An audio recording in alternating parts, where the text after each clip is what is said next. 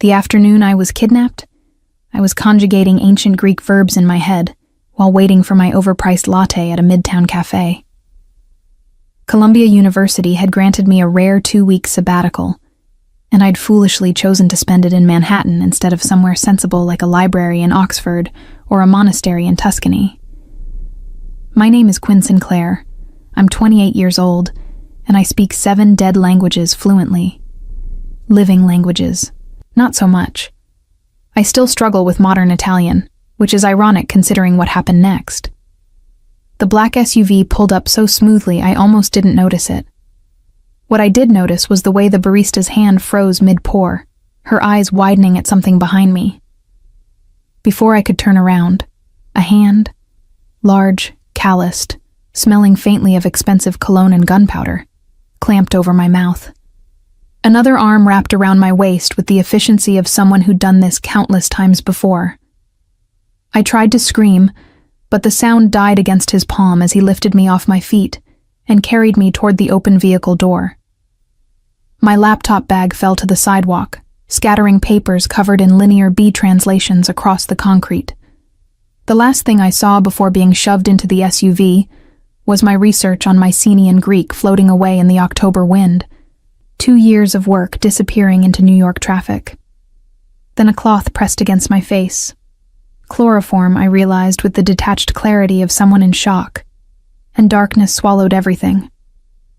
I woke up in a room that smelled like old leather, cigar smoke, and money. The kind of money that doesn't ask for permission. My head throbbed, and my mouth tasted like chemicals and fear.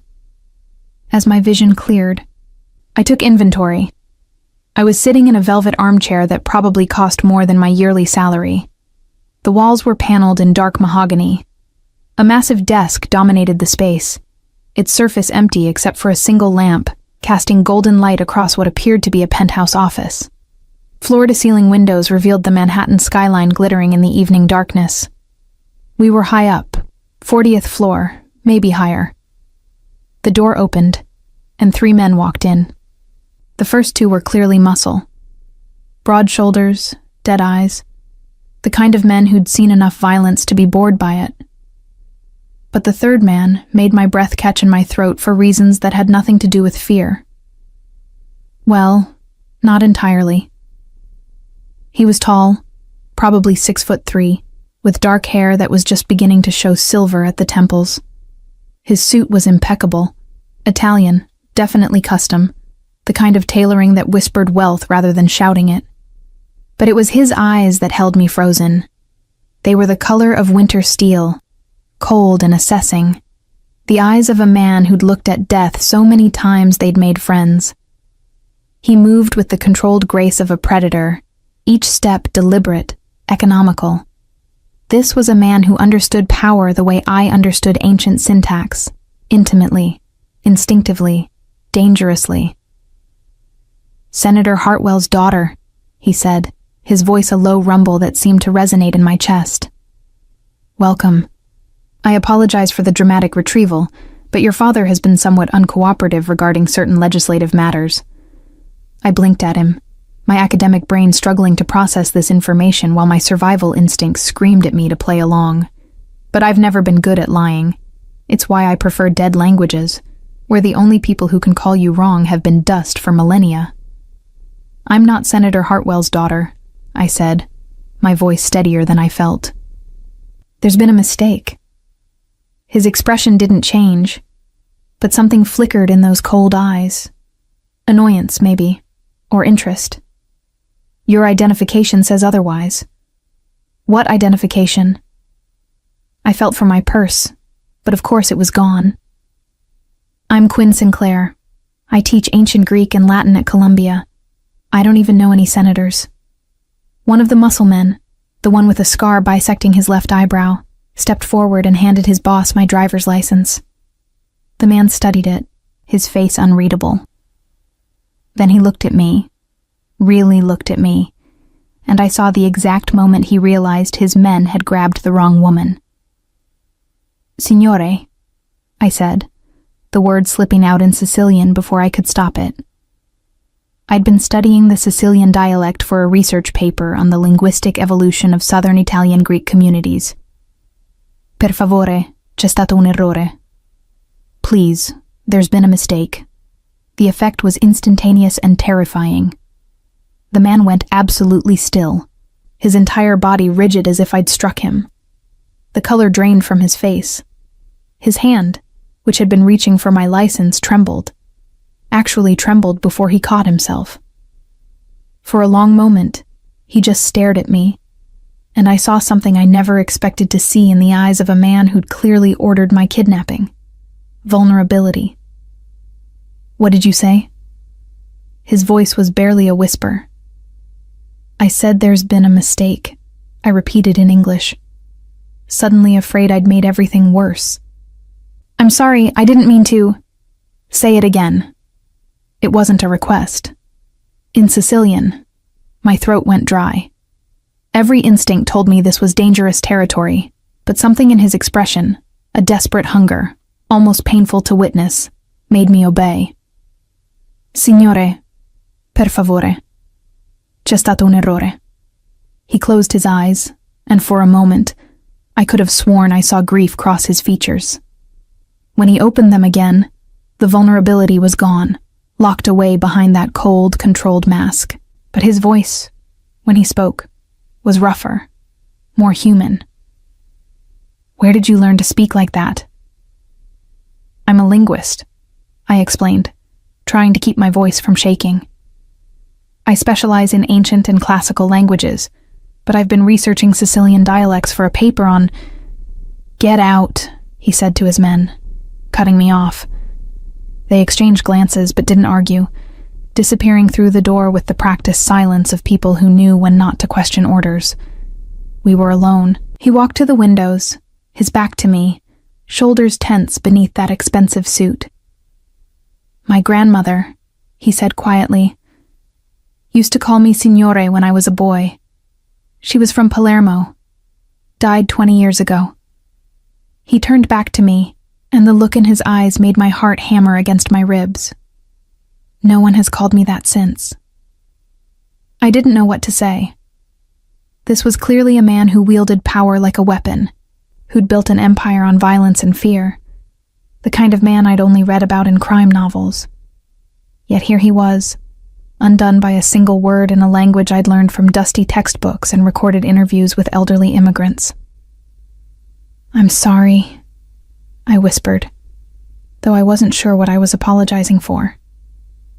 About your grandmother, and about speaking without thinking. It's a bad habit when you study languages. Sometimes they just slip out.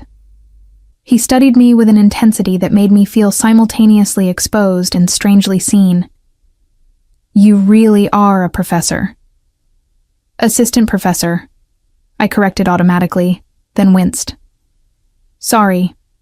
Academic reflex. The corner of his mouth twitched.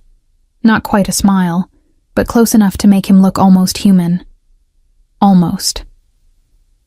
Quincy Ravenswood, he said, extending his hand with the formality of a business introduction, as if he hadn't just had me drugged and kidnapped. And you're right. There has been a mistake. I took his hand because refusing seemed like a bad survival strategy. His grip was firm, warm, and sent an unwelcome jolt of electricity up my arm. Quinn Sinclair, I said unnecessarily. Can I go home now? No. The single word hung in the air between us, heavy with implications I didn't want to examine. I pulled my hand back. What do you mean, no? You just admitted this was a mistake. I won't tell anyone what happened. I'll say I got drunk and passed out in a hotel or something. Please, I have classes on Monday, research deadlines. You've seen my face, he interrupted, his voice gentle but implacable. You're sitting in my private office. You know what I am. I know you're dangerous, I said, anger finally overriding fear. I know you kidnap innocent people. I know you probably have Senator Hartwell's actual daughter locked up somewhere, and I know this is all very dramatic and criminal, but I also know I'm nobody. I'm not a threat to you. I'm just a broke academic who spends Friday nights translating Sophocles for fun. Let me go, and I swear I'll forget everything." He walked back to his desk, leaning against it with deceptive casualness. "You speak 7 dead languages?" The non sequitur threw me. "What? You said you specialize in ancient and classical languages. How many?" 7, I admitted, wondering where this was going. Ancient Greek, Latin, Old Norse, Sumerian, Coptic, Biblical Hebrew, and Middle Egyptian. I'm working on Hittite, but the cuneiform is tricky. Say something else in Sicilian. This was insane. I was being held captive by what was clearly a crime boss, and he wanted a language lesson. But arguing seemed counterproductive, so I spoke the first thing that came to mind. A line from a folk song my research subject, a 90-year-old woman from Palermo, had sung during our interview. La luna mezzumari, mamma mia ma maritari. The moon is at mid-sea, mother mine, I want to get married. I saw his jaw tighten, saw him swallow hard. My grandmother sang that song, he said, his voice rough, when she made pasta on Sunday mornings. The next morning, I woke up in a bedroom that belonged in an architectural magazine. The bed was enormous, draped in silk sheets with a thread count that probably exceeded my credit score. The walls were a soft cream, decorated with what I suspected were original Impressionist paintings, not prints, actual paintings. A door to my left opened into a marble bathroom that sparkled with gold fixtures. Another door revealed a walk-in closet stocked with women's clothing in exactly my size. Tags still attached, ranging from casual wear to evening gowns that cost more than my car. I was a prisoner in a gilded cage 40-something floors above Manhattan, and the man holding the key had a weakness for his dead grandmother's dialect. A soft knock preceded a woman entering with a breakfast tray. She was middle-aged, with kind eyes, and the efficient manner of someone who'd served in this household for years. "Mr. Ravenswood thought you might be hungry," she said in accented English, Polish maybe. "He asks that you join him for dinner at 7. "Asks or orders?" I said, more sharply than intended. Her expression didn't change.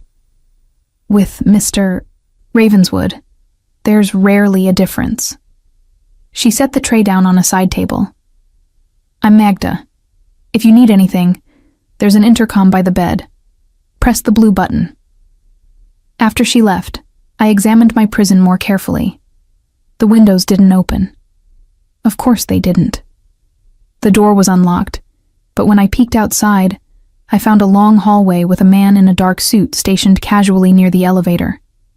He gave me a polite nod, his jacket doing nothing to conceal the gun holstered beneath it. I retreated back into the room and ate breakfast mechanically. Fresh fruit, perfectly poached eggs, coffee that put my usual Columbia cafeteria swill to shame. Then I showered, dressed in the most modest clothes I could find in the closet, jeans and a cashmere sweater that felt like wearing a cloud, and tried to formulate a plan. The problem was, I had no idea who Quincy Ravenswood actually was. Crime boss, obviously. Dangerous, certainly. But beyond that, I needed information. I needed to understand who was holding me and why a single word in Sicilian had affected him so profoundly. I spent the day exploring my limitations. The bedroom was one of 6 on this floor of the penthouse. The others were locked. I found a library that made my academic heart weep with joy. Floor-to-ceiling shelves holding what appeared to be first editions, rare manuscripts, leather-bound volumes in multiple languages. Someone here loved books the way I did.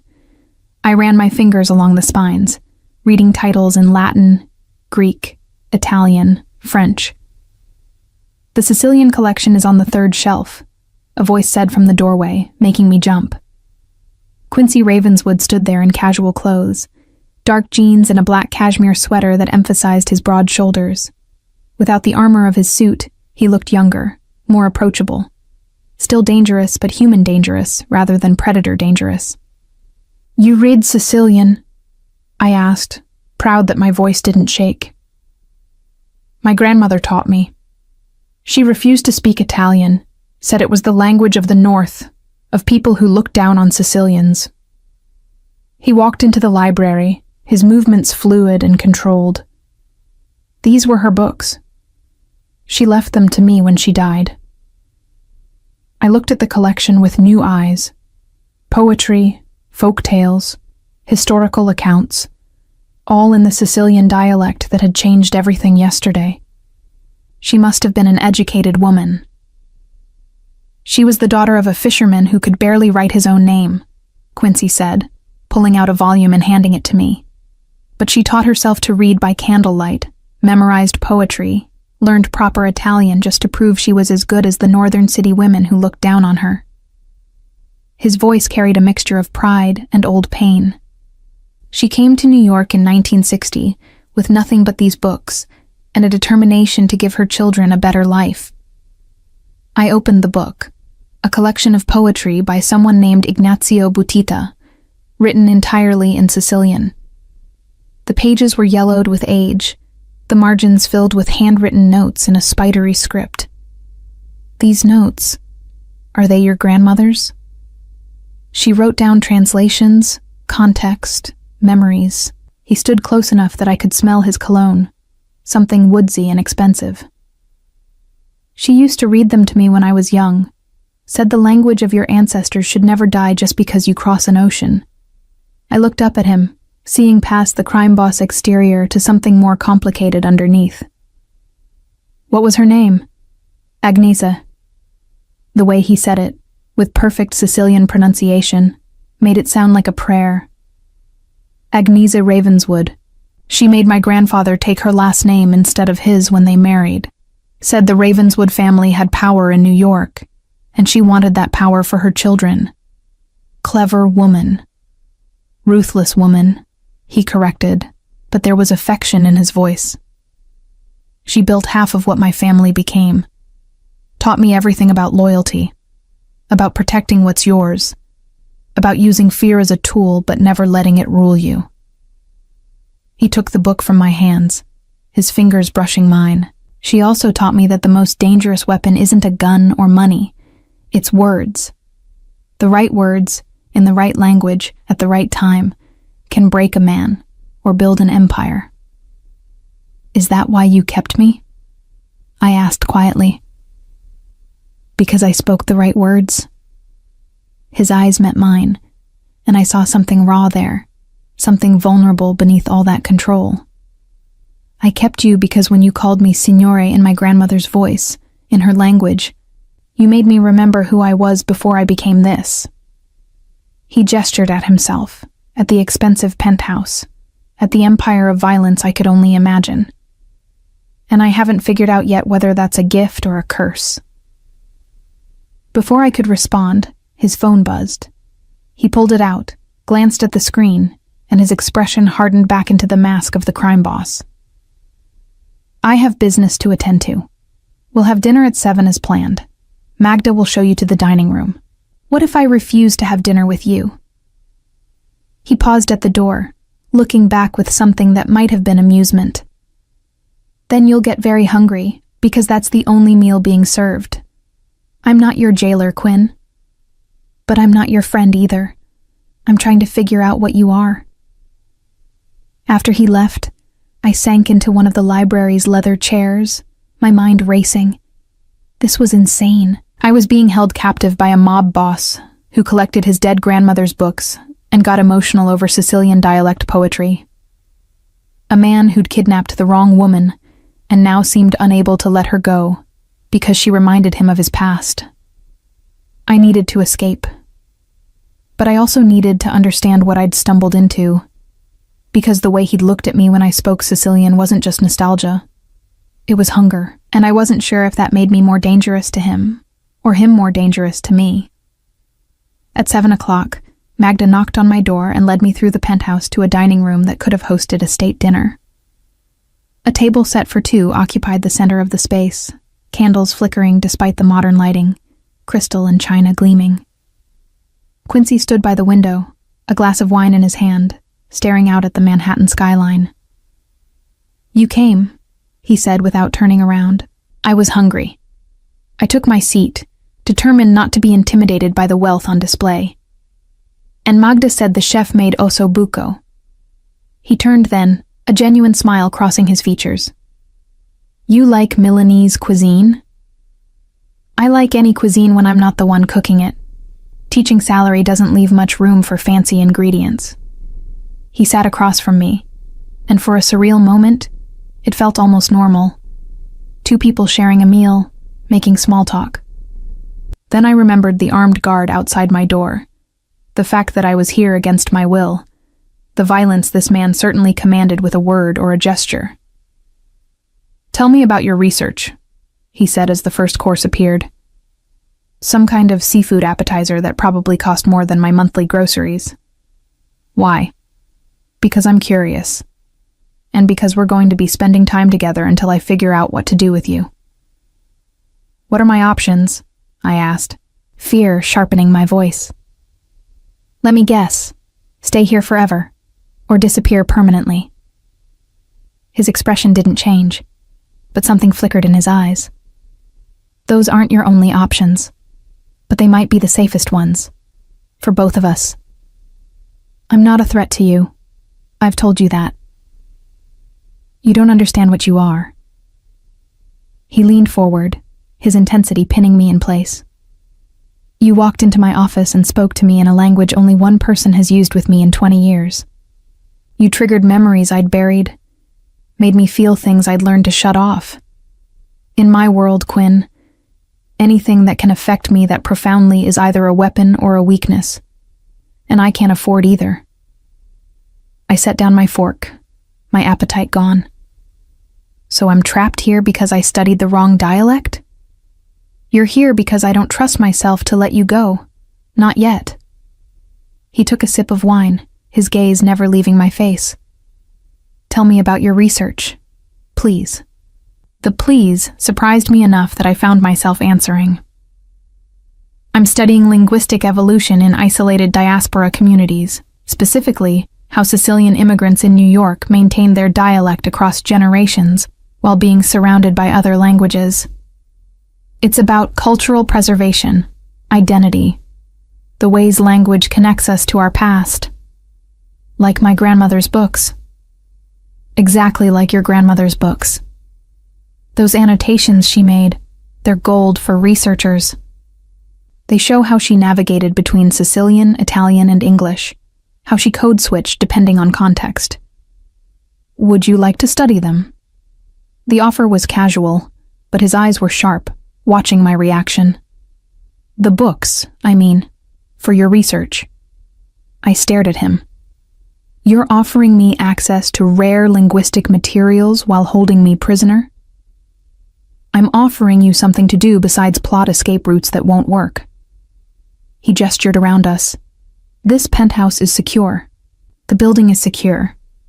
I have men on every floor. Even if you made it to the street, where would you go? To the police? To tell them what? That Quincy Ravenswood kidnapped you? The way he said his own name made it clear that going to the police would be useless, possibly fatal.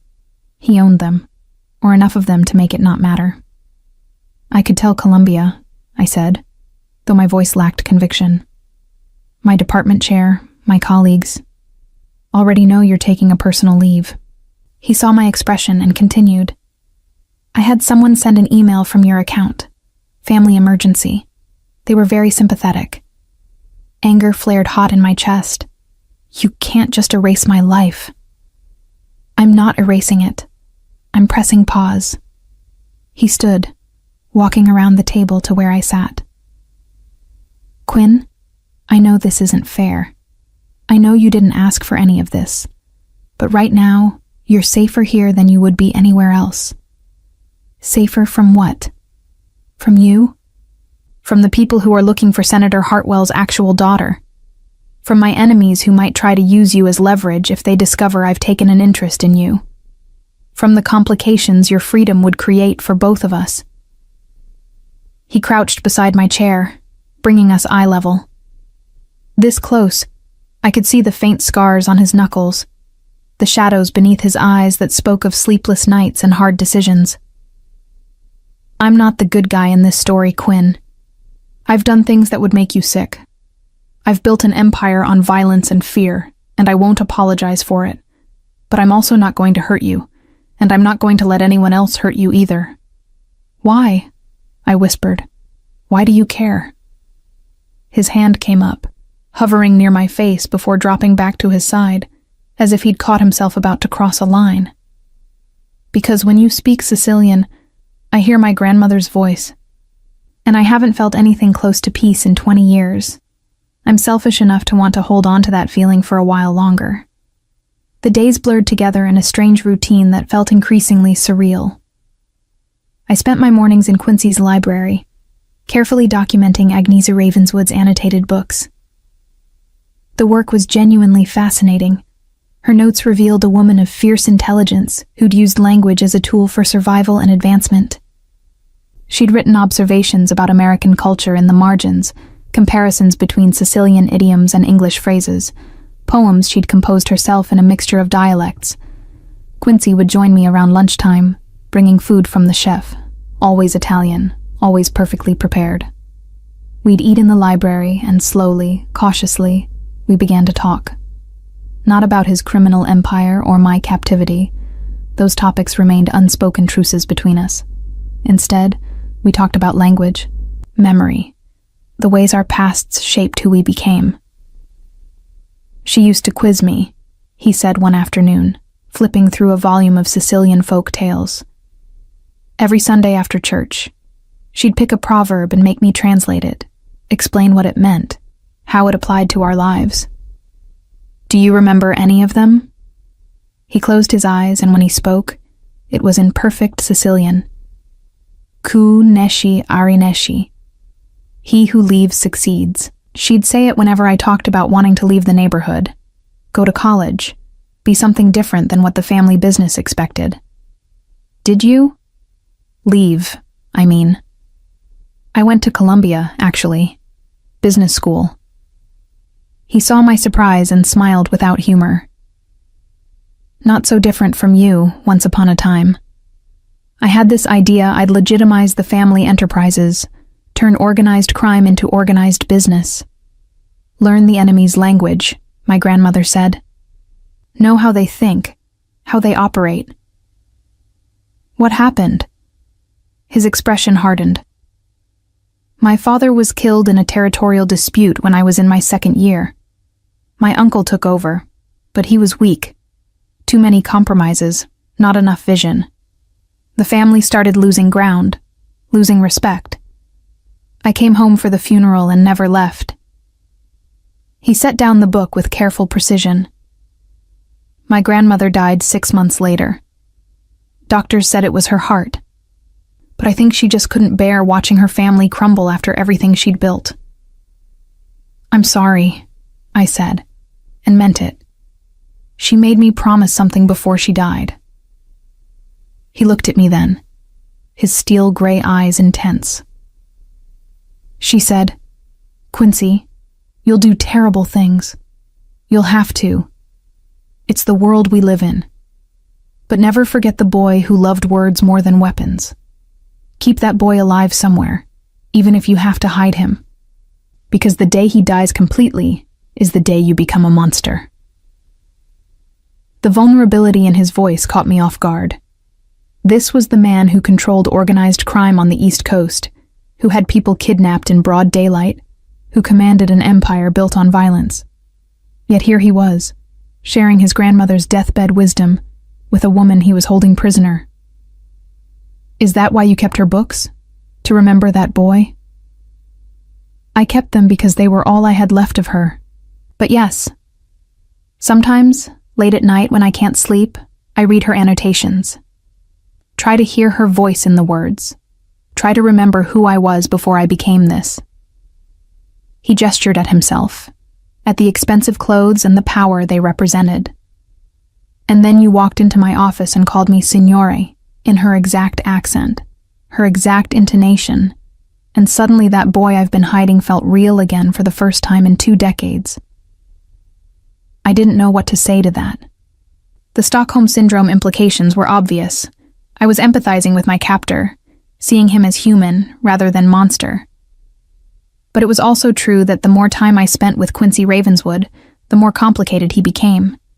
He was violent and controlled, yes, but he was also intelligent, cultured, surprisingly well-read. He quoted Dante in Italian and discussed linguistic theory with genuine interest. He had paintings by Caravaggio on his walls and opera playing softly in the background during dinner. He was a killer who cried over his grandmother's poetry, a monster who wanted to remember the boy who loved words. And God help me, I was beginning to understand why that combination was so dangerous. On the 5th night of my captivity, everything changed. I was getting ready for bed. The nightly dinner routine had become almost comfortable, which should have terrified me more than it did, when I heard shouting from somewhere in the penthouse. Raised voices, the sound of something breaking, then silence so complete it made my skin crawl. I pressed my ear against the door, heart hammering. Footsteps approached, fast and purposeful. Then Quincy's voice, low and deadly in a way I hadn't heard before. "Get her to the safe room, now."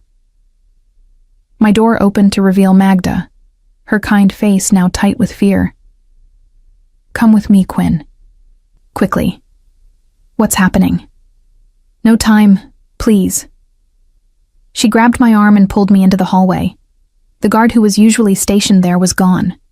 We ran, through corridors I hadn't seen before, deeper into the penthouse, until we reached what looked like a solid wall.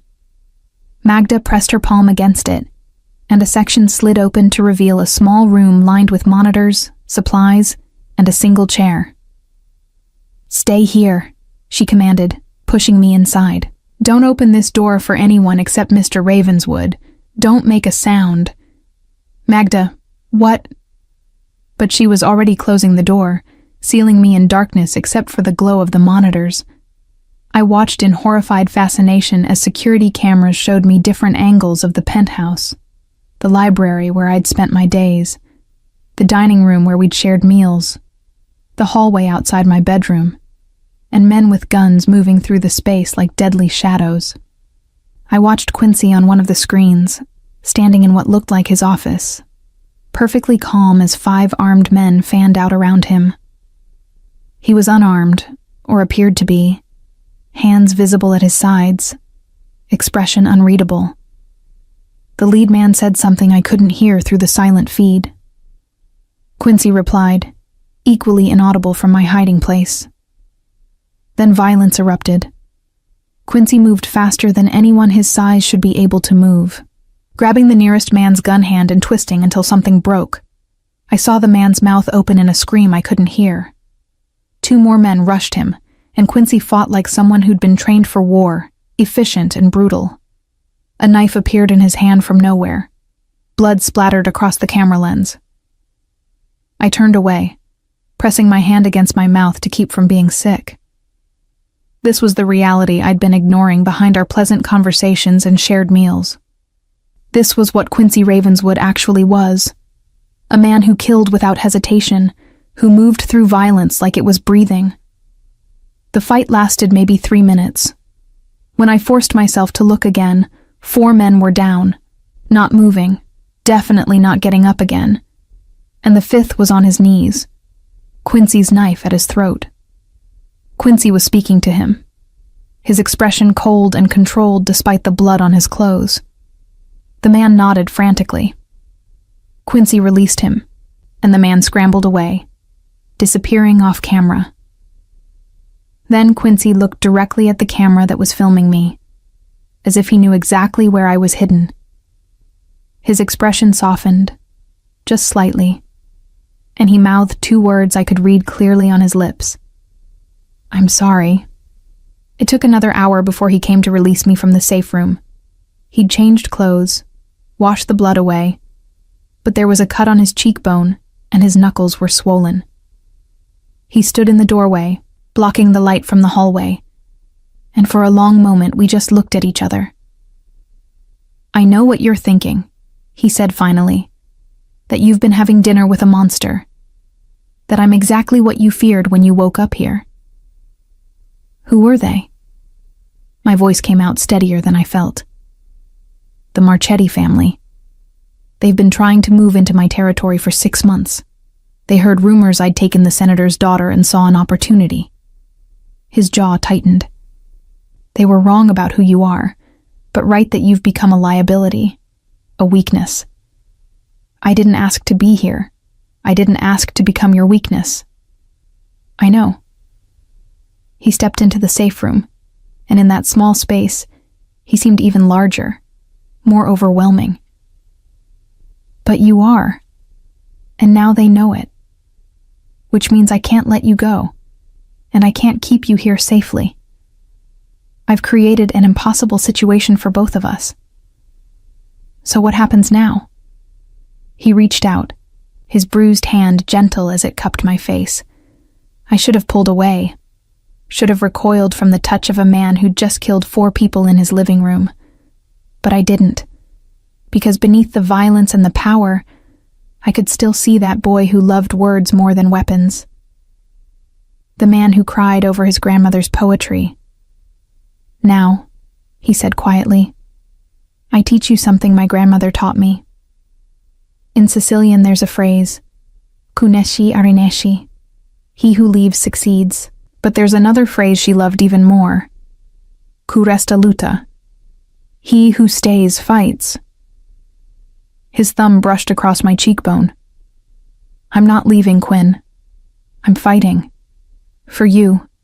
For this impossible thing between us. For the boy I thought was dead until you spoke to me in his language. There's nothing between us except kidnapping and Stockholm Syndrome," I whispered, even as I leaned into his touch. "You're right, which is why I'm going to do something I've never done before." He dropped his hand, stepping back. "I'm going to give you a choice. Tomorrow morning, Magda will bring you an envelope. Inside is a new identity, a bank account with enough money to start over anywhere in the world, and instructions for contacting a man who can get you out of New York safely. You can take it and disappear. I won't stop you. I won't look for you. You'll be free. And if I don't take it?" His smile was sad, knowing, dangerous. "Then you stay.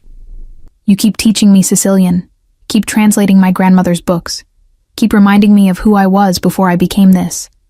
You become part of my world, my empire, my violence, my life. You become mine, in all the ways that word implies. And I become yours, with all the complications that brings. That's not a choice. That's an ultimatum. No, it's a door I'm leaving open when every survival instinct I have is telling me to lock it shut." He turned to leave, pausing at the doorway. "You've seen what I am now, Quinn. All of it. The words and the weapons, the poetry and the blood. Tomorrow morning you decide which one you can live with." After he left, I sank onto the chair, my mind spinning. This was insane. I should take the envelope, take my freedom, run as far from Quincy Ravenswood as possible. Go back to my safe, boring academic life where the most dangerous thing I encountered was a particularly savage peer review.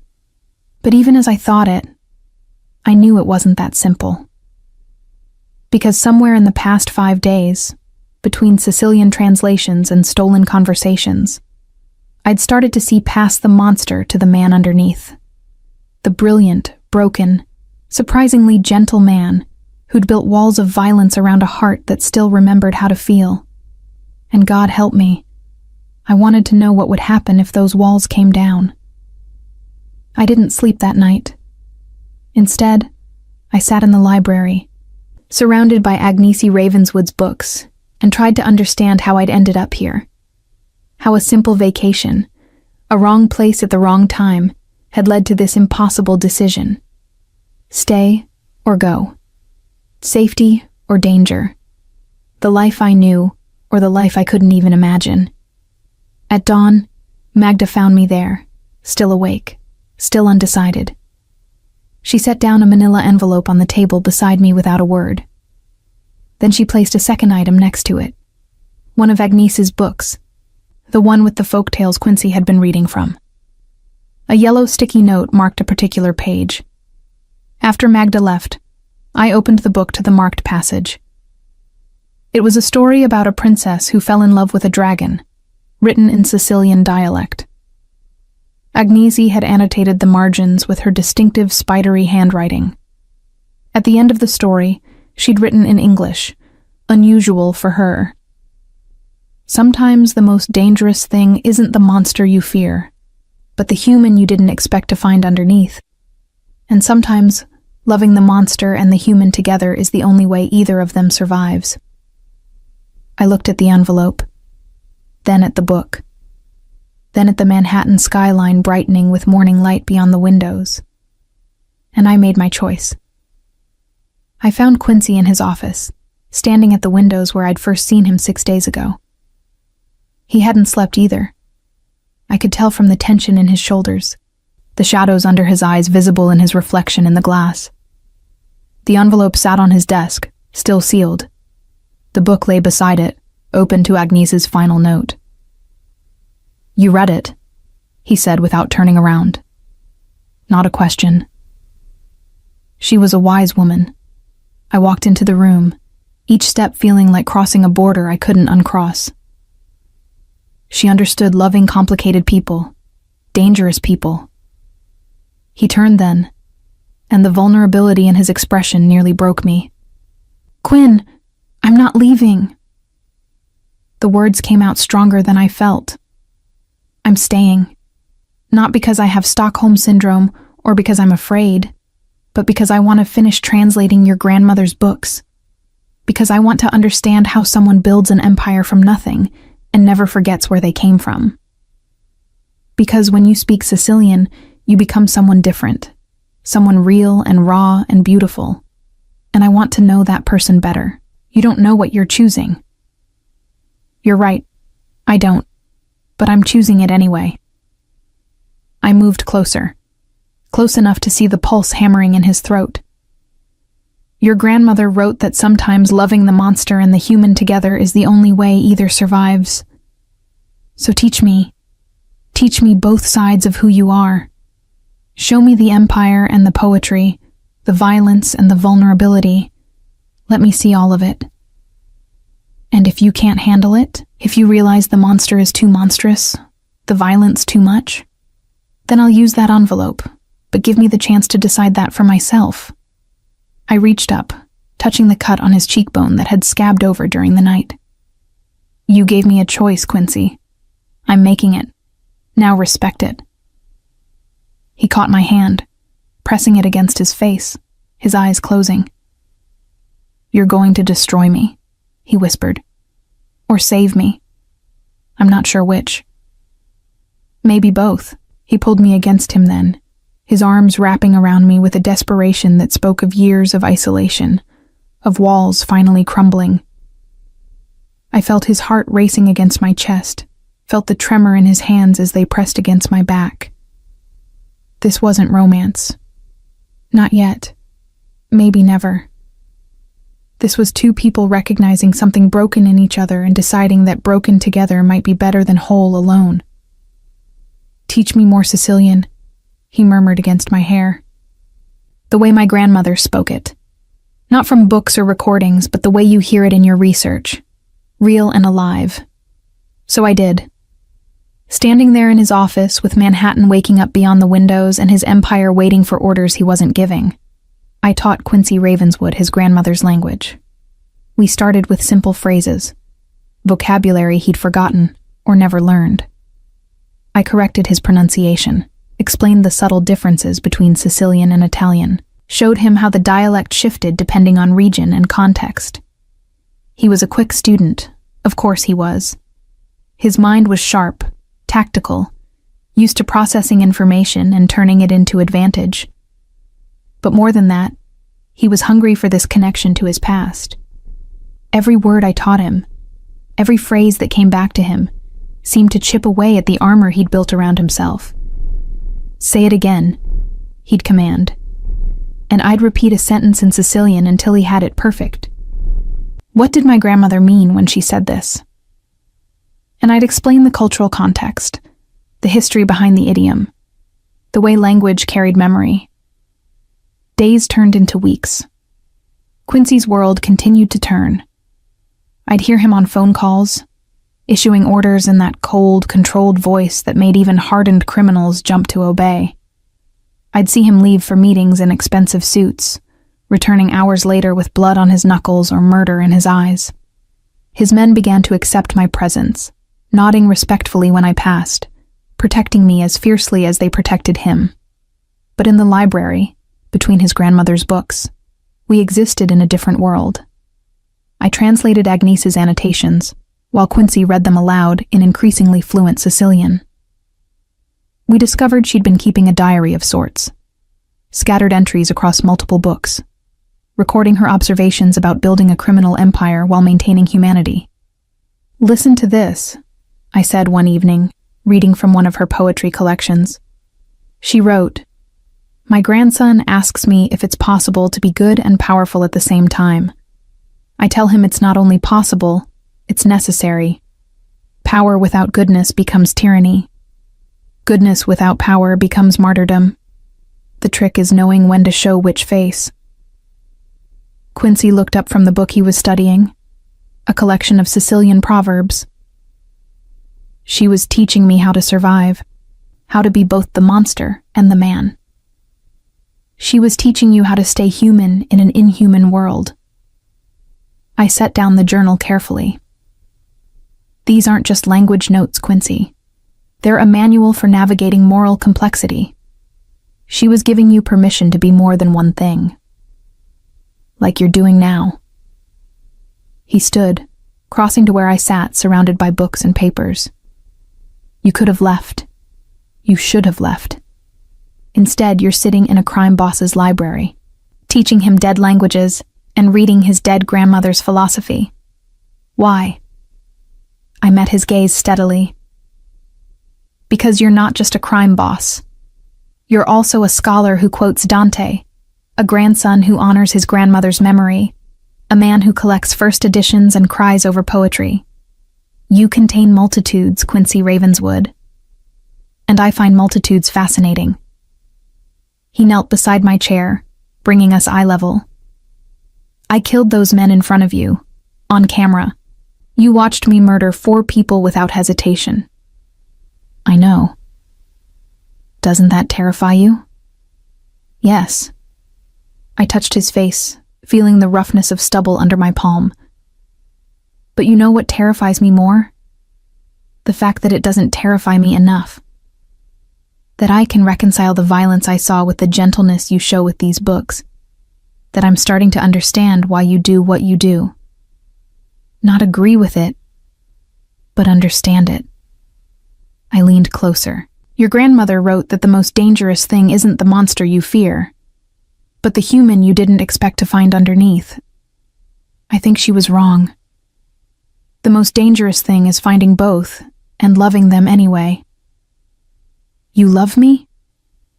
His voice was barely a whisper, vulnerable in a way I'd never heard. I don't know. Maybe. Probably. I laughed, the sound edged with something like hysteria. I'm an academic, Quincy. I'm supposed to study human behavior, not participate in Stockholm Syndrome relationships with mobsters. This violates every ethical guideline and probably several laws. But yes, I think I'm falling in love with you. Both of you. The monster and the man. He kissed me then, and it was nothing like I expected. Not demanding or possessive, but almost reverent. Like I was something precious he was afraid to break. His hands cradled my face with a gentleness that contradicted everything I knew about him, and when he pulled back, his eyes were bright with unshed tears. Ti amo, he whispered in Sicilian. I love you. Just like my grandmother used to say to my grandfather. Ti amo, Quinn Sinclair. With all the violence and poetry, all the blood and beauty. Ti amo. Anchu ti amo, I whispered back. I love you too. The words felt sacred in his grandmother's language, weighted with history and hope. That night, everything changed between us. Not just physically, though yes, that too.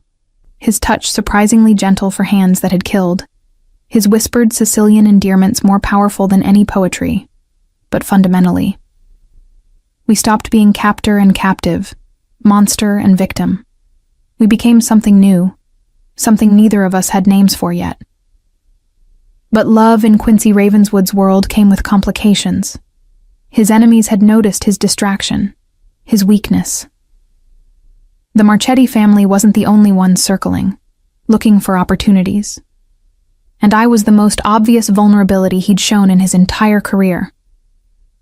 "I need to take you somewhere," he said one morning over breakfast, his expression serious. "Somewhere secure until I can stabilize the territorial disputes." "Where?" "Sicily. Palermo, specifically." He saw my surprise and smiled slightly. "My grandmother's family still has property there, a villa in the hills outside the city. It's been maintained but unused for decades. You'll be safe there while I handle business here." "You're sending me away?" "I'm keeping you alive. There's a difference." He reached across the table, taking my hand. "Besides, you wanted to study Sicilian dialects in their native context. Here's your chance. The villa has my grandmother's personal library, letters, journals, documents she left behind when she came to America. You'll have months of research material." "Months? How long will you need to—" I stopped, understanding. "You're going to war. A real one. I'm consolidating power, eliminating threats, making sure that when you come back, no one will ever dare use you against me again." His grip tightened. "This is what loving me means, Quinn. Sometimes you have to disappear so I can become the monster they fear. But I'll come back. I promise. And when I do, I'll bring you to my grandmother's church, the one where she married my grandfather. And I'll call you Signora instead of Signore, wife instead of just the woman who speaks my language." I stared at him, processing. "Did you just propose to me over breakfast, while explaining how you're about to start a mob war?" "Yes." No hesitation, no doubt. "We'll do it properly later, ring, flowers, whatever you want, but I need you to know my intentions. When you come back from Sicily, you come back as family, as mine, officially and permanently, if that's what you want." "That's insane. We've known each other less than 2 months. I knew my grandmother for 17 years, and I'm still discovering her through those books. Time isn't the measure, Quinn. Understanding is. And you understand me, all of me, in a way no one else ever has or will." He stood, pulling me up with him. "So yes, I'm asking you to marry me while I explain that I'm about to do terrible things to keep you safe. Because that's what love looks like in my world. Beautiful and brutal in equal measure." The villa in Palermo was a revelation. Set into the hills overlooking the Mediterranean, it was a honey-colored stone structure that had aged gracefully over centuries. Lemon and olive trees dotted the property. The air smelled of salt water and wild herbs. Inside, every room held memories of Agnes Ravenswood's life before America. Photographs, furniture, the personal library Quincy had promised. I spent my days immersed in her world, reading letters she'd written to cousins who stayed behind, studying the journals where she'd documented her dreams of escaping poverty, of building something greater than what Sicily offered, understanding the woman who'd shaped Quincy into who he was. But I also followed the news from New York on my laptop. Reports of violence in Manhattan's underworld, territories changing hands, bodies found in East River, a consolidation of power among the city's organized crime families. The articles never mentioned Quincy by name, but I knew. I could see his strategic thinking and how the moves played out, systematic and brutal. He called every night at exactly 8 o'clock Palermo time. We'd talk in Sicilian. He was nearly fluent now. And he'd ask about my research, my day, whether I was eating properly. He'd tell me about the weather in New York, about small details of his routine that had nothing to do with the violence I knew he was orchestrating. We never discussed the war. We never talked about the bodies. Those truths hung unspoken between us, acknowledged but not examined. Timanku, he'd say before hanging up. I miss you. And I'd respond in kind, my heart aching with the truth of it. I missed him. God help me, I missed the monster and the man in equal measure. 3 months into my Sicilian exile, I discovered something that changed everything. Deep in Agnese's personal papers, hidden inside a book of poetry, I found a letter addressed to Quincy, written but never sent. The date was 2 days before she died. My beloved grandson, it began in Sicilian. If you're reading this, I am gone. I need to tell you about the Ravenswood fortune, the one my husband's family speaks of in whispers. It exists. In Sicily, hidden in a place only I knew. I never told anyone because power built on hidden wealth corrupts differently than power built through struggle. But if you need it, if the empire we built is threatened, the information is scattered through my books. I turned our family history into a puzzle only someone who understands both languages and memory could solve. Find it, use it, but never forget the cost. Money bought in secret always demands payment in blood. Love forever, Nonna Agnese. I read the letter 3 times, my hands shaking. Then I started going through her books with new eyes, looking for patterns, hidden messages, codes embedded in her annotations. It took weeks of careful analysis, cross-referencing dates and locations, treating her notes like the linguistic puzzle they were designed to be. And finally, I found it. Coordinates disguised as poetry references. Banking information coded into seemingly random vocabulary notes. The location of a vault in Palermo, containing documents proving ownership of properties, investments, assets worth hundreds of millions of euros. The original Ravenswood fortune that had seeded the American empire, but was thought lost when the family fled Sicily in the 1930s. I called Quincy at 3 a.m, too excited to wait for our scheduled time. Quinn? His voice was rough with sleep and instant alertness. What's wrong? Nothing's wrong. Everything's right. I found it, Quincy. The fortune your grandmother mentioned. She left you a treasure map encoded in Sicilian dialect and linguistic patterns. Silence. Then, explain. I did, walking him through how Agnese had hidden information across multiple books, using language itself as encryption. How she'd trusted that only someone who understood both her grandson and her culture could decode what she'd left behind. How the fortune wasn't just money. It was proof of legitimacy, documentation that would make the Ravenswood family's claim to power unassailable. My God, he breathed when I finished.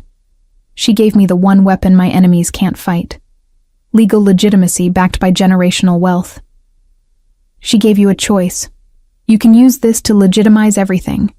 Turn organized crime into legitimate business, just like you wanted to do at Columbia. Or you can use it to cement your power in the criminal world. But you can't do both. The paper trail is too clear. Whatever you choose defines the Ravenswood legacy forever. Another long silence. Where is the vault? The Basilica della Madonna della Catena, Old Town Palermo. Your grandmother left instructions for accessing a security deposit box hidden in the catacombs. I paused. Quincy, this is what you wanted. A way to become who you could have been before your father died. She's giving you a second chance. By making me choose between her empire and her dreams for me. His laugh was bitter. Even dead, she's still teaching me lessons. What are you going to do? I'm coming to Sicily. Tonight. Don't go near that basilica without me, Quinn. If what you found is real, it's the most dangerous thing you could possibly know about. Promise me. I promise. Ti amo. The words were fierce, almost desperate. Wait for me.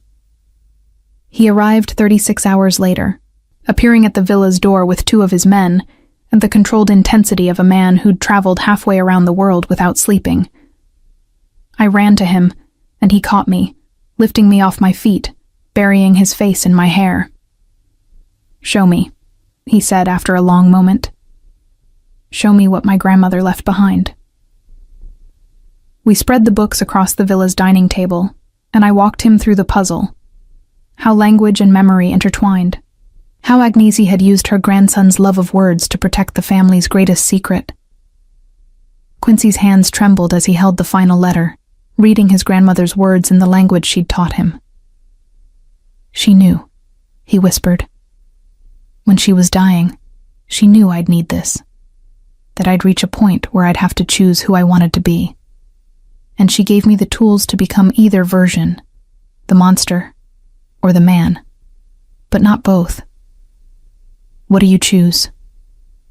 He looked at me, his steel-gray eyes holding mine. "I choose you. I choose the life where you call me Signore, in my grandmother's language, and it means husband instead of crime boss. I choose legitimacy, legality, becoming who I could have been. But first, I have to finish the war I started. I can't leave my people vulnerable when I walk away from that world. How long? 6 months. Maybe less." He cupped my face in his hands. "And then we retrieve that fortune. We file the legal documents. And we dismantle my empire piece by piece, transitioning everything legitimate and eliminating everything that isn't. The Ravenswood family becomes what my grandmother dreamed, powerful and legal.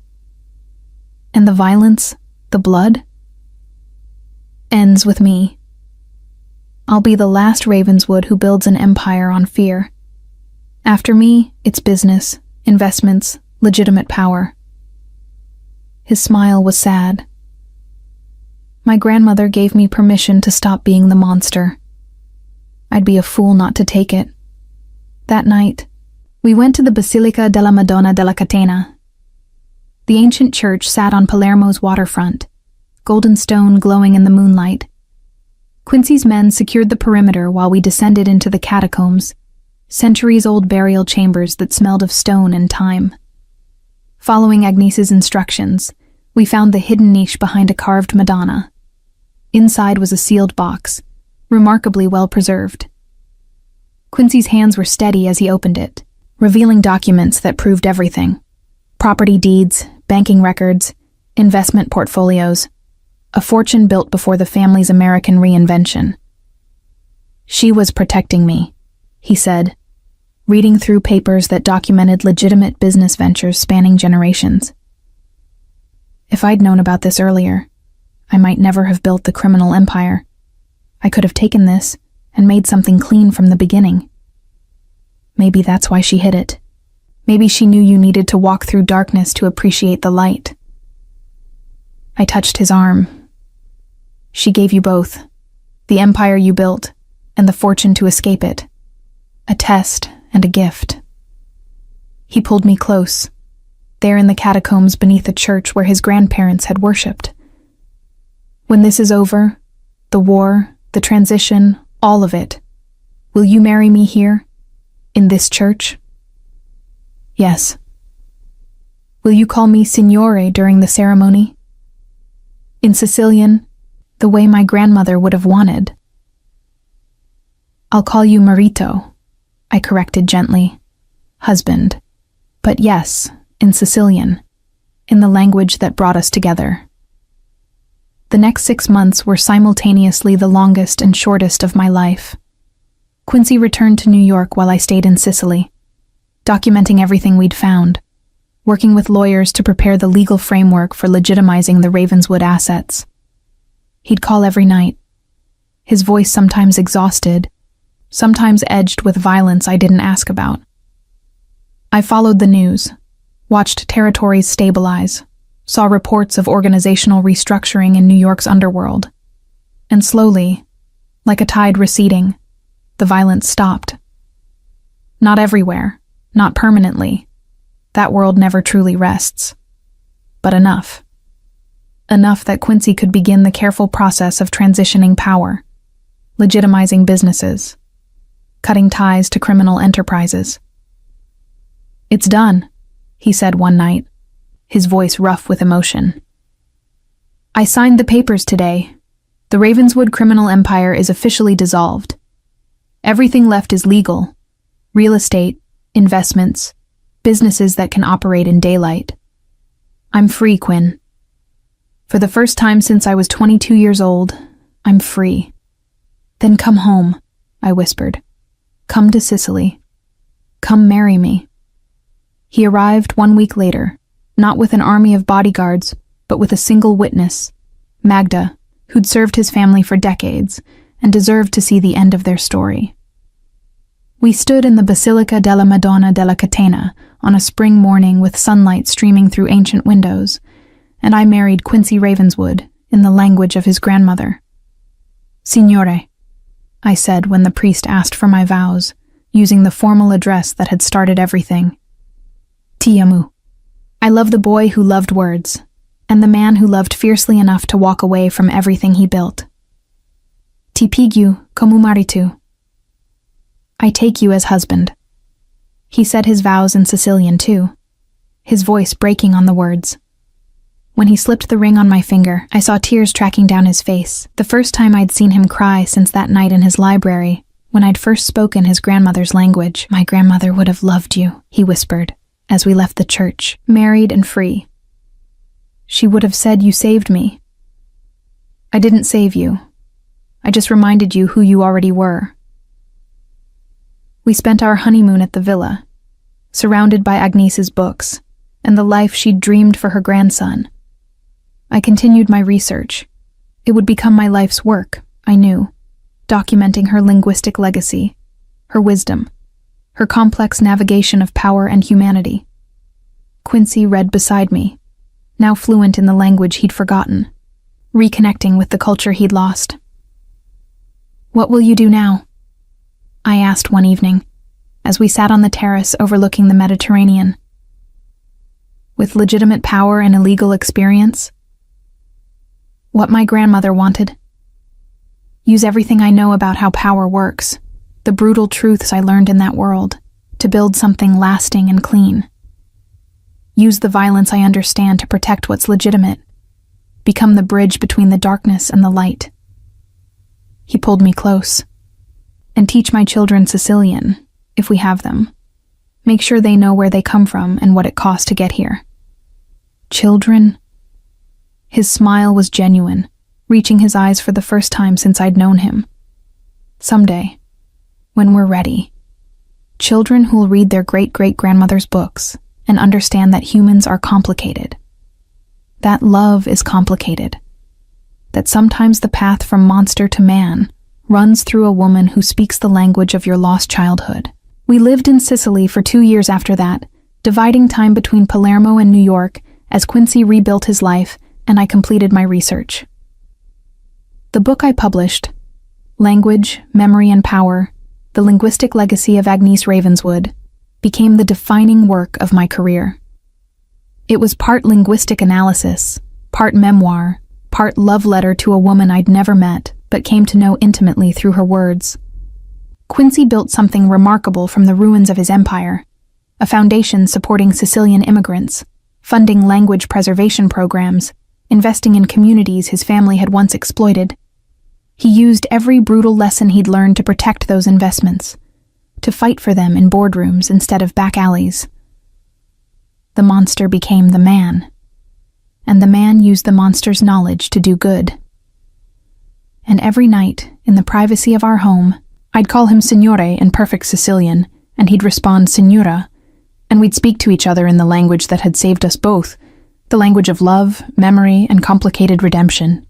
5 years after our wedding in Palermo, I found myself standing in Columbia University's linguistics department, staring at the office that would soon bear my name, Professor Quinn Sinclair Ravenswood, Chair of Classical and Ancient Languages.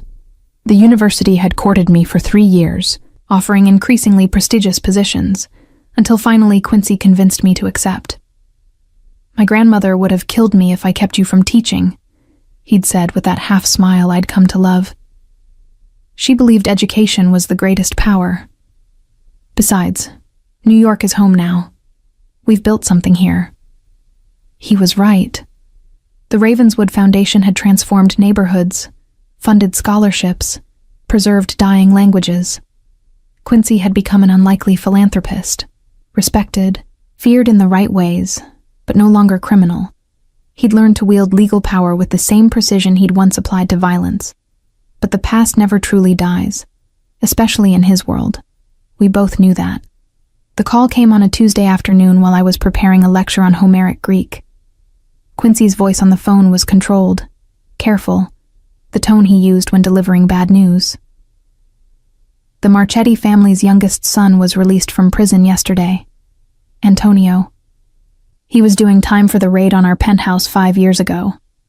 I gripped the phone tighter, remembering those men Quincy had killed, the blood I'd watched spill across security feeds. What does that mean? It means he knows you exist, knows you were the weakness they tried to exploit, and he's been planning revenge for 5 years in a cell. A pause. I have men on you already. You won't see them, but they're there, and we're leaving for Sicily tonight. Quincy. Not negotiable, Quinn. This is the life we chose. Sometimes the monster's past comes looking for the man's present. We deal with it together. We flew to Palermo that evening, to the villa that had become our sanctuary. But this time, instead of research and quiet intimacy, we were preparing for war. Quincy's men, the ones who'd stayed loyal during the transition to legitimacy, arrived in careful succession. The villa transformed into a fortress. Why Sicily? I asked, as Quincy reviewed security protocols with the efficiency of his criminal past. Why not stay in New York where you have more resources? Because in New York, I'm legitimate now. I can't fight the old way without destroying everything we've built. But here, in my grandmother's homeland, I'm still the boy from Palermo who learned to survive.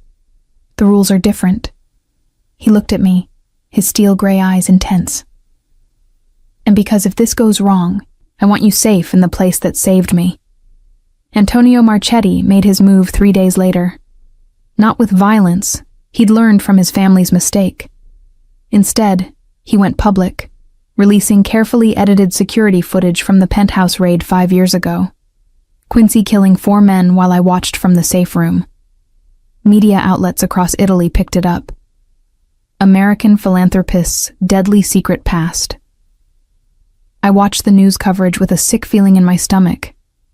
There I was, frozen on grainy footage, watching Quincy murder 4 people with brutal efficiency. The context was missing. That they'd invaded his home. That I'd been there because of kidnapping.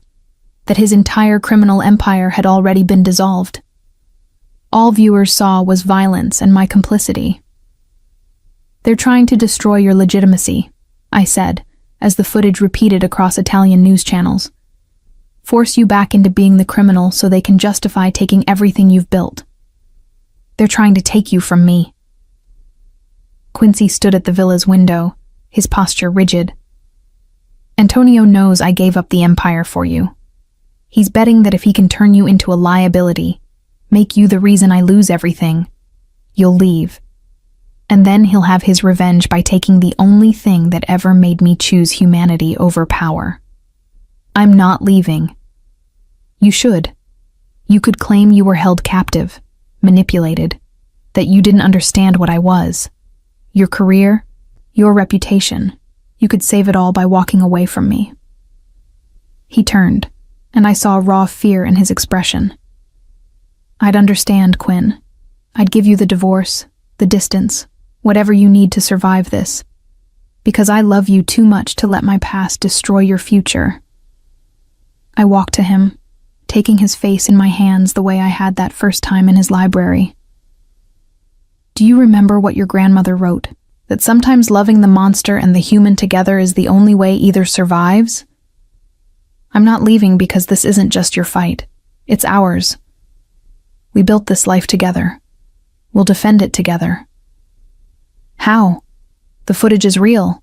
I did kill those men. You did watch. There's no spinning that into something acceptable.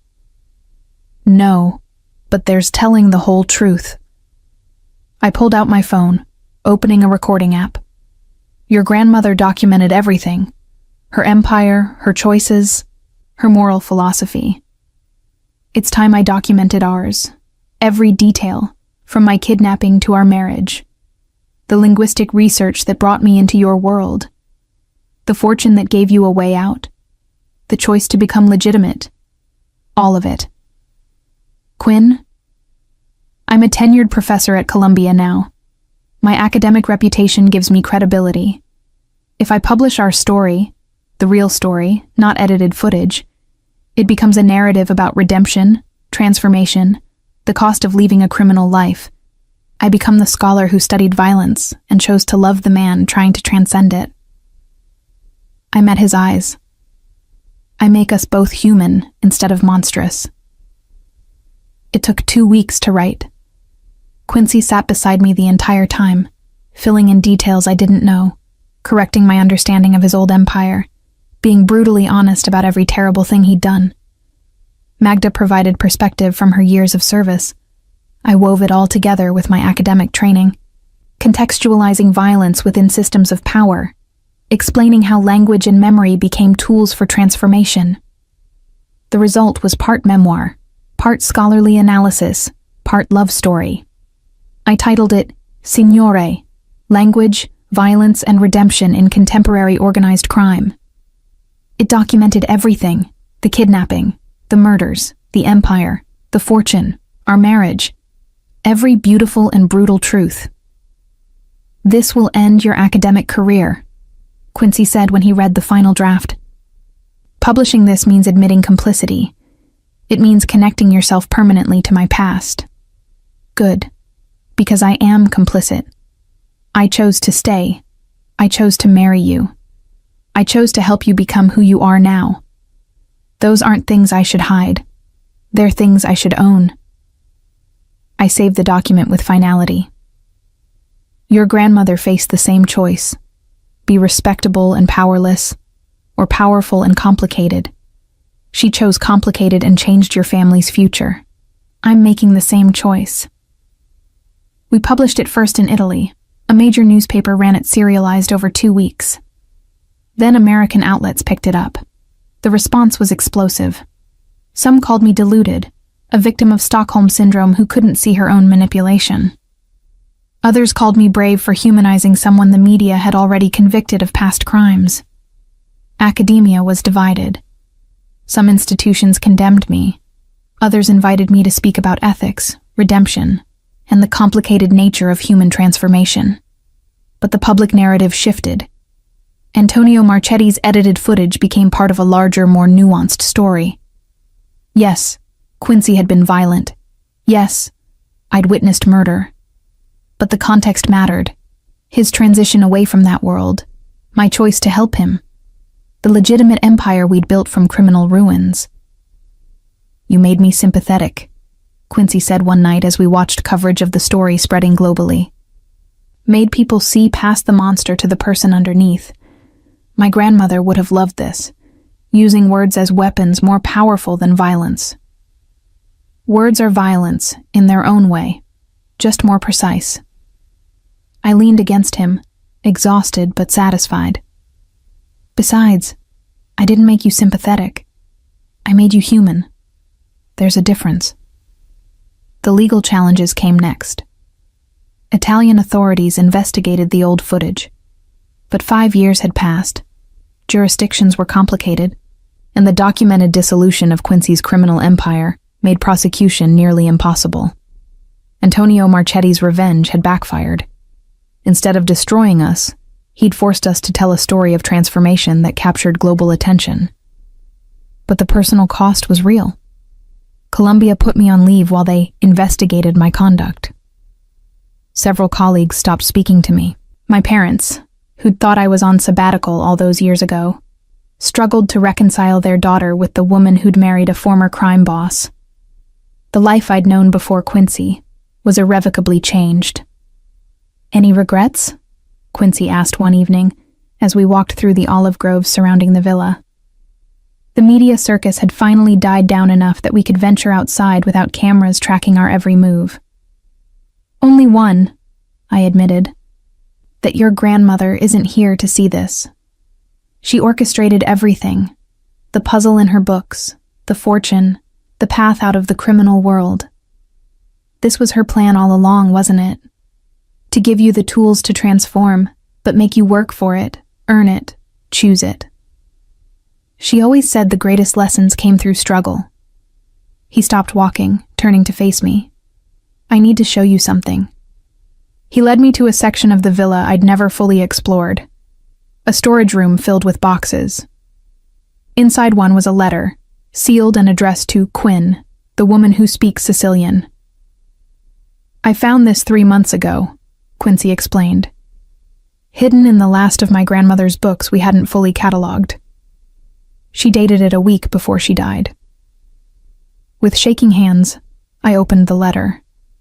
The handwriting was Agnese's distinctive script, but weaker, shakier, written by a dying woman.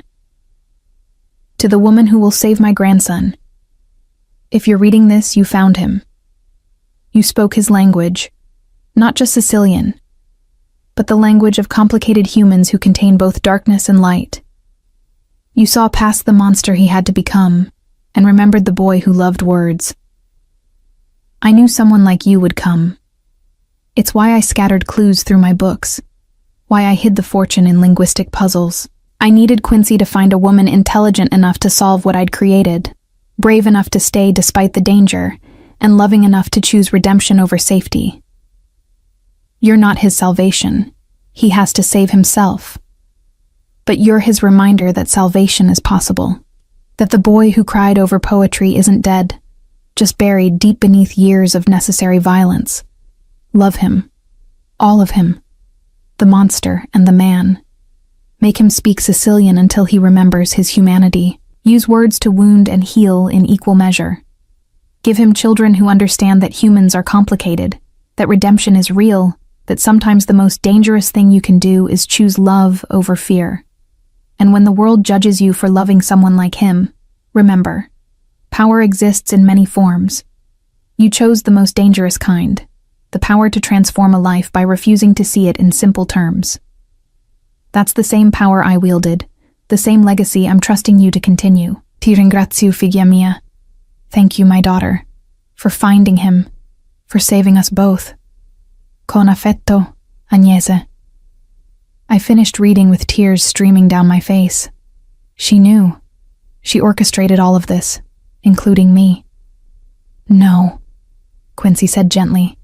She created the circumstances that allowed us to find each other. What we did with those circumstances, that was our choice. She gave me the puzzle. You chose to solve it. I chose to let you. We chose each other, Quinn. My grandmother just set the stage. We stood there in the dusty storage room, holding each other while I cried for a woman I'd never met, but who'd shaped every aspect of my life. Agnese Ravenswood had understood something fundamental about transformation. It couldn't be forced or given, only enabled. She'd left her grandson a fortune and a mystery, trusting that the right person would find both. And I had. God help me, I had. 6 months later, I was back at Columbia, reinstated after the investigation concluded I'd violated no laws, only social norms about who deserved love and redemption. My classes filled immediately, students curious about the professor who'd married a former mob boss and written about it with academic precision. I taught them about language and power, about how words could transform reality, about the complicated nature of human morality. Quincy's foundation flourished, funding programs that gave people the same choices Agnese had dreamed about: education, opportunity, legitimate paths to power. He testified before Congress about organized crime reform, using his intimate knowledge of that world to dismantle systems that trapped people in cycles of violence. We split our time between New York and Sicily, between teaching and foundation work, between the life we'd built and the past that had shaped us. I published my second book, the expanded version of Signore, with additional research on redemption narratives in contemporary culture. It became required reading in criminal justice programs, sociology departments, ethics courses. And every night, in whatever home we occupied, I'd speak to him in Sicilian. Signore, I'd say, and he'd respond, Signora, and we'd exist in the language that had saved us both. On our 10th anniversary, we returned to the Basilica della Madonna della Catena. No media, no public statement, just us, Magda, and the priest who'd married us a decade before. We renewed our vows in Sicilian, recommitting to the complicated life we'd chosen. Ti amo, Quincy said, his voice steady and sure, for teaching me that the monster and the man could coexist, for choosing love over judgment, for being brave enough to publish our truth, for giving me a life I never thought I deserved. Ti amo, I responded, for letting me see all of you, for doing the impossible work of transformation, for honoring your grandmother's legacy while building your own, for proving that redemption is real, even when it's complicated. As we left the church, a little girl approached us, maybe 6 years old, with dark curly hair and her great-great-grandmother's steel gray eyes. Our daughter, Elena, named for the Greek word meaning light. We'd taught her Sicilian before English, made sure she knew Agnes's story, raised her to understand that humans contained multitudes. Mama, Papa, she said in perfect Sicilian. Possiamo mangiare granita ora? Can we have granita now? Quincy scooped her up, tickling her until she squealed with laughter. Certo, picciridra. Of course, little one. I watched them together, my former crime boss husband and our daughter, and thought about Agnes's letter, about how she'd known that transformation required witnesses, that redemption needed evidence, that love was the most dangerous weapon because it made change possible. She'd been right about everything. The puzzle she'd created, the fortune she'd hidden, the linguistic breadcrumbs she'd scattered.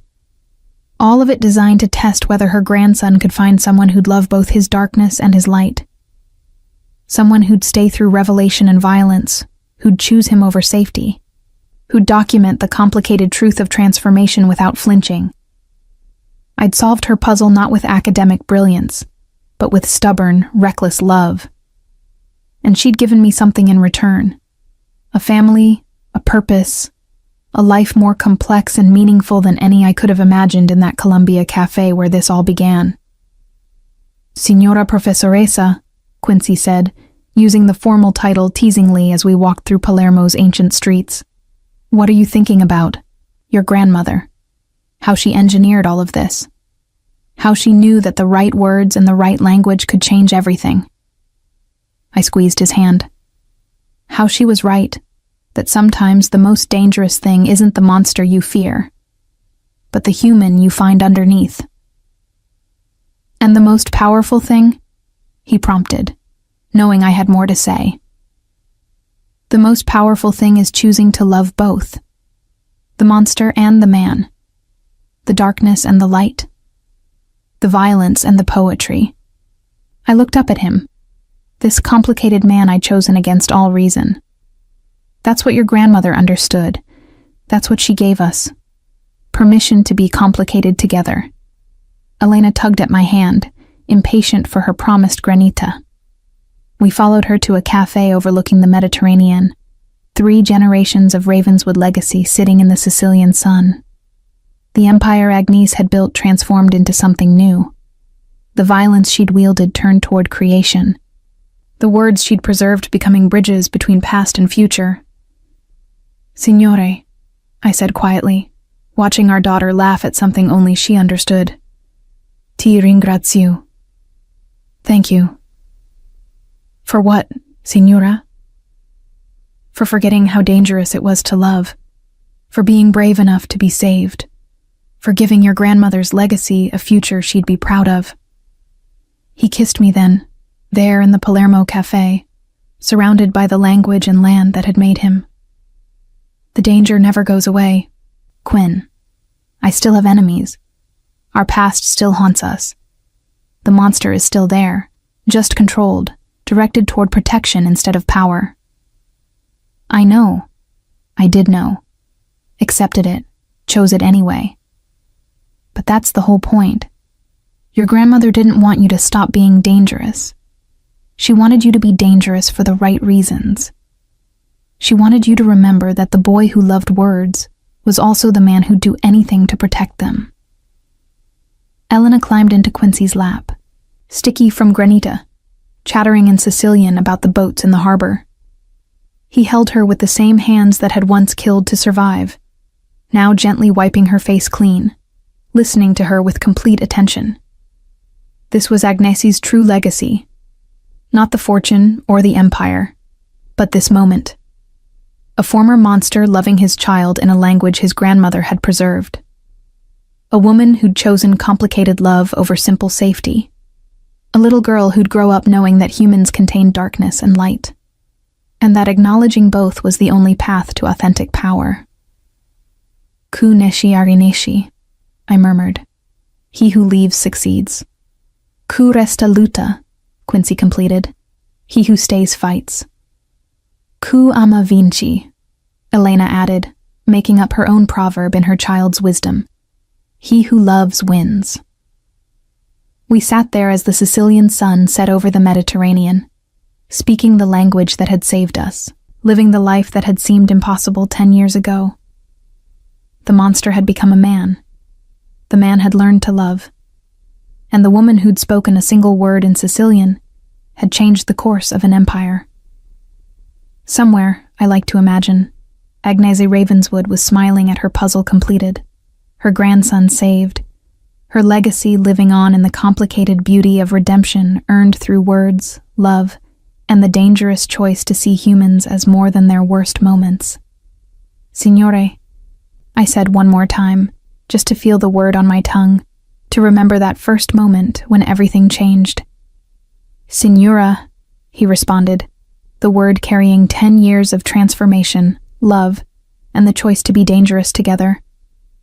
And in that single exchange, in that language his grandmother had preserved, we contained everything.